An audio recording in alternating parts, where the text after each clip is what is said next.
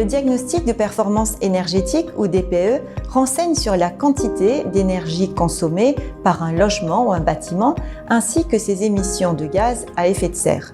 Il est obligatoire depuis 2011 dans les annonces immobilières et dans les actes de vente et contrats de location.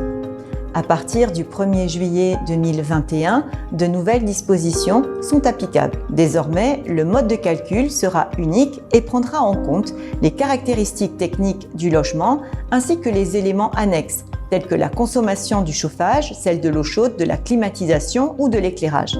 Par ailleurs, dans certains cas, il sera tenu compte du département et de l'altitude. Ce nouveau diagnostic se veut plus sensible aux enjeux climatiques et vise à lutter contre les passoires thermiques qui représentent un peu moins de 5 millions de logements en France, soit 17% de résidences principales.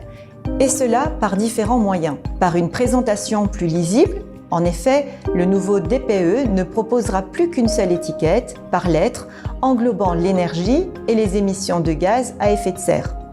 Par la présence de recommandations permettant d'améliorer la performance énergétique, accompagnées d'une évaluation de leurs coûts et de leur efficacité. Par des mesures de plus en plus contraignantes, par exemple en instaurant une opposabilité du diagnostic à l'égard du vendeur et du bailleur, conférant ainsi la même valeur juridique que les autres diagnostics immobiliers. Seule exception pour les recommandations de travaux qui conserveront une valeur seulement indicative. Dès 2022, tout logement mis en vente ou en location avec un DPE de classe F ou G devra effectuer en plus un audit énergétique.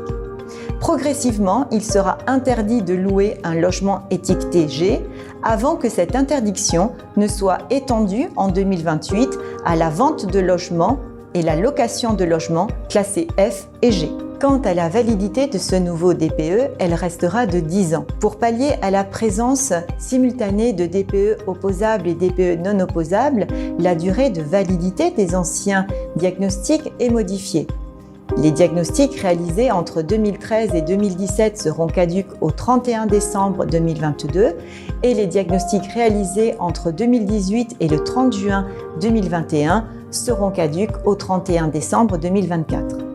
Ainsi, ce nouveau régime prévoit-il des mesures ambitieuses et contraignantes qui permettront en théorie pour les consommateurs une meilleure information, pour les propriétaires un maintien, sinon une valorisation de leurs biens immobiliers, à condition qu'ils puissent avoir accès au financement pour éviter que certains d'entre eux ne soient tentés de retirer leurs biens du marché à la location, marché déjà bien tendu.